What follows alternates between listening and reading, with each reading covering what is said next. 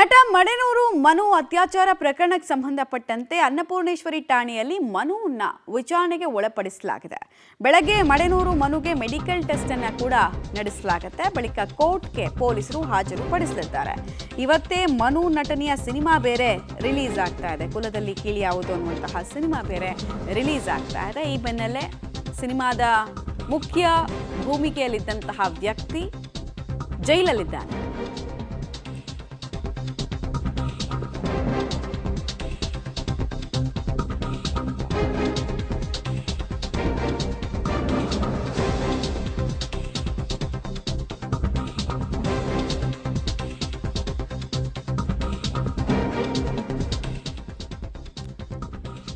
Comedy ಕಿಲಾಡಿಗಳು ಖ್ಯಾತಿಯ ಮಡೆನೂರು ಮನು ಈಗಾಗಲೇ sexual assault ಅಂದರೆ ರೇಪ್ ಅನ್ನುವಂತಹ ಗಂಭೀರ ಪ್ರಕರಣವನ್ನು ಎದುರಿಸ್ತಾ ಇದ್ದಾರೆ. ಜೊತೆಗೆ ಫ್ರಾಡ್ ಮಾಡಿದ್ದಾರೆ ಅನ್ನುವಂತಹ ಪ್ರಕರಣವನ್ನು ಕೂಡ ಎದುರಿಸ್ತಾ ಇದ್ದಾನೆ. ಹೀಗಾಗಿ ರೇಪು, ಚೀಟಿಂಗು, ಫಿಸಿಕಲ್ ಅಸಾಲ್ಟು ಇದೆಲ್ಲದರ ಬಗ್ಗೆ ತನಿಖೆ ನಡೆಸಬೇಕಾಗಿರೋದ್ರಿಂದ ಇವತ್ತು ಕೋರ್ಟ್ಗೆ ಹಾಜರುಪಡಿಸಿ ಪೊಲೀಸ್ ಕಸ್ಟಡಿಗೆ ಕೇಳುವಂತಹ ಸಾಧ್ಯತೆ ಸದ್ಯಕ್ಕೆ ಕಂಡು ಬರ್ತಾ ಇದೆ. FIR ತಂದಿರುವಂತಹ ಸಂಕಷ್ಟಕ್ಕೆ ಸಂಬಂಧಪಟ್ಟಂತೆ ನಾವು ಮಾಹಿತಿ ಕೊಡ್ತಾ ಇದ್ವಿ ನಿಮಗೆ.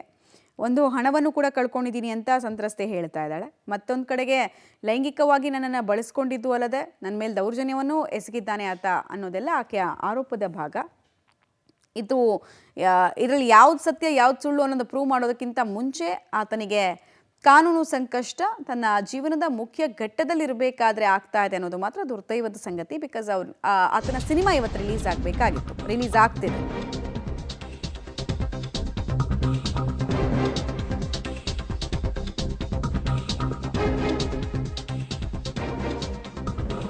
ಇನ್ನು ಅತ್ಯಾಚಾರ ಕೇಸ್ನಲ್ಲಿ ಮಡೆನೂರು ಮನು ಅರೆಸ್ಟ್ ಪ್ರಕರಣಕ್ಕೆ ಸಂಬಂಧಪಟ್ಟಂತೆ ಹಾಸನ ಜಿಲ್ಲೆಯ ಮಡೆನೂರಿಗೂ ಕೂಡ ಸಂತ್ರಸ್ತೆ ಭೇಟಿ ಕೊಟ್ಟಿದ್ರ ಬಗ್ಗೆ ಗ್ರಾಮದವರು ಹೇಳ್ತಾ ಇದ್ದಾರೆ. ಇದು ತುಂಬಾ ಇಂಪಾರ್ಟೆಂಟ್ ಹೇಳಿಕೆ ಆಗುತ್ತೆ. ಯಾಕೆ ಅಂತ ನಾನು ಮುಂದಕ್ಕೆ ಹೇಳ್ತಾ ಹೋಗ್ತೀನಿ ನಿಮಗೆ. ದೂರು ಕೊಟ್ಟಿರುವ ಯುವತಿ ಹಲವು ಬಾರಿ ಗ್ರಾಮಕ್ಕೆ ಬಂದಿದ್ರು. ಗ್ರಾಮದಲ್ಲಿ ಓಡಾಡಿಕೊಂಡು ರೀಲ್ಸ್ ಮಾಡಿದ್ರು. ಇದು ಮಡೆನೂರು ಗ್ರಾಮಸ್ಥ ಕುಮಾರ್ ಪಬ್ಲಿಕ್ ಟಿವಿಗೆ ಹೇಳಿಕೆಯನ್ನು ಕೊಟ್ಟಿರೋದು. ಸೊ ಒತ್ತಾಯ ಅನ್ನೋ ಆಕೆಯ ಕ್ಲೇಮ್ ಏನಿತ್ತು ಅದು ಸುಳ್ಳು ಅನ್ನೋ ರೀತಿಯಲ್ಲಿ ಇವ್ರ ಸ್ಟೇಟ್ಮೆಂಟ್ ಕಾಣಿಸ್ತಾ ಇದೆ. ಒತ್ತಾಯ, ದೌರ್ಜನ್ಯ, ನನಗೆ ಕನ್ಸೆಂಟ್ ಇಲ್ಲದೆ ನನ್ನ ಮೇಲೆ ರೇಪ್ ಮಾಡಿದ್ರು, ಇದೆಲ್ಲ ಆರೋಪಗಳು ಮೇಲ್ನೋಟಕ್ಕೆ ತೂಕವನ್ನು ಹೊಂದಲ್ಲ. ಕಾರಣ ಆಕೆಗೂ ಮನುಗೂ ಚೆನ್ನಾಗಿ ಪರಿಚಯ ಇತ್ತು, ಮತ್ತು ಇಬ್ಬರು ಒಟ್ಟೊಟ್ಟಿಗೆ ಬರ್ತಾ ಇದ್ರು ಗ್ರಾಮಕ್ಕೆ ಅಂತ ಸೂಚಿಸುವಂತಹ ಒಂದು ವಿಡಿಯೋ ಈಗ ಪಬ್ಲಿಕ್ ಟಿವಿಗೆ ಸಿಗ್ತಾ ಇದೆ. ಗ್ರಾಮಸ್ಥರೇ ಮಾತಾಡಿರೋದು. ಆಮೇಲೆ ಇದನ್ನು ಪೊಲೀಸರು ಹೆಂಗೆ ಕನ್ಸಿಡರ್ ಮಾಡ್ತಾರೆ ಅನ್ನೋದು ಕೂಡ ಇಂಪಾರ್ಟೆಂಟು. ಮತ್ತು ಸಾಮಾನ್ಯವಾಗಿ ರೇಪ್ ಕೇಸ್ನಲ್ಲೆಲ್ಲ ಆರ್ಗ್ಯುಮೆಂಟ್ ನಡಿಬೇಕಾದ್ರೆ ಒತ್ತಾಯ ಅನ್ನೋದು ಎಷ್ಟರ ಮಟ್ಟಿಗೆ ಆಗಿದೆ ಅನ್ನೋದನ್ನು ಕೋರ್ಟ್ ನೋಡುತ್ತೆ.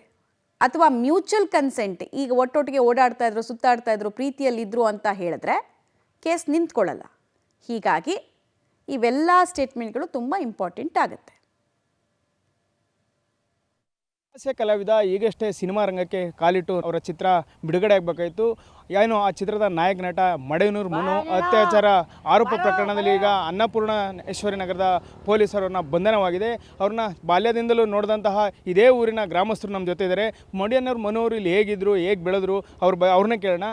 ಸರ್ ಹೇಳಿ, ಈಗ ಮಡೆನೂರು ಮನು ಅವರು ಇಲ್ಲೇ ಇದ್ದಿದ್ದ, ಅವರು ಯಾವಾಗಲಿಂದ ಇಲ್ಲೇ ಇದ್ದಿದ್ದು ಅಥವಾ ಬೇರೆ ಹಳೆ ಮನೆಯಲ್ಲಿ ಇದ್ದು ಇಲ್ಲಿಗೆ ಬಂದಿದ್ದ? ಅವರು ಒಂದು 10 ವರ್ಷದಿಂದ ಮಡೆನೂರಲ್ಲಿ ಇದ್ದರು ಊರೊಳಗೆ. ಈಗ ಅವ್ರ ಜಮೀನ್ತ ಮನೆ ಕಟ್ಟಿ 10 ವರ್ಷ ಆಗಿದೆ, ಹೆಚ್ಚು ಕಡಿಮೆ. ಈಚೆಗೆ ಕಾಮಿಡಿ ಆದಮೇಲೆ ಬಿಲ್ಡಿಂಗ್ ಮಾಡ್ಕೊಂಡಿರೋದು. ಅದಕ್ಕಿಂತ ಮೇಲೆ ಹಂಚಿ ಮೇಲೆ ಇಲ್ಲೇ ಇದ್ದರು 10 ವರ್ಷದ ಮೇಲೆ.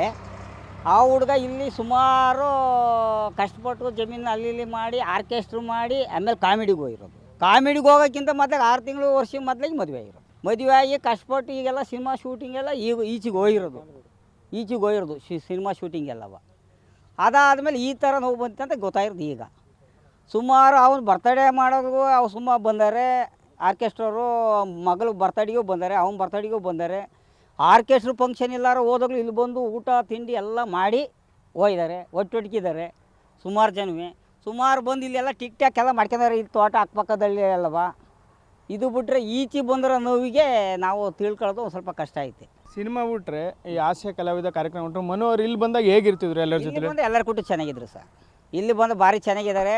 ಈಗಲೂ ಉತ್ತಮ ಆಗಿದ್ದಾರೆ. ಮೊನ್ನೆ ಬಂದಾಗಲೂ ಉತ್ತಮ ಆಗಿದ್ದಾರೆ. ಈಗ ಸಿನಿಮಾ ರಿಲೀಸ್ ಆಗ ಮುನ್ನೆಗೆ ಈ ಥರ ಕೆಟ್ಟ ಹೆಸರು ಬಂದಿರೋದು ಇವತ್ತು ಟಿ ವಿಲಿ. ಅವನು ಈಗ ಎಲ್ಲ ಅರೆಸ್ಟ್ ಆಗ್ಯಾರಂತ ಬಂದಿದೆ ನ್ಯೂಸು. ಅವ್ರದ್ದು ಏನಾದ ಮುಂದೆ ಕತೆ ದೇವ್ರು ನೋಡ್ಕೊಂಡು. ಈಗ ಅವ್ರ ಮೇಲೆ ದೂರು ಕೊಟ್ಟಿರ್ತಕ್ಕಂಥವ್ರು ಇಲ್ಲಿ ಮನು ಜೊತೆ ಇಲ್ಲಿ ಬರ್ತಿದ್ರಾ? ಬಂದಾರೆ ಸುಮಾರು ಟೈಮ್. ಅವ್ರು ಒಬ್ಬರೇ ಅಲ್ಲ, ಕಾಮಿಡಿ ಕಿಲಾಡಿಯಲ್ಲಿ ಇದ್ದವರಲ್ಲಿ 30% ಜನ ಇದು ಬಂದು ಹೋಗಿದ್ದಾರೆ.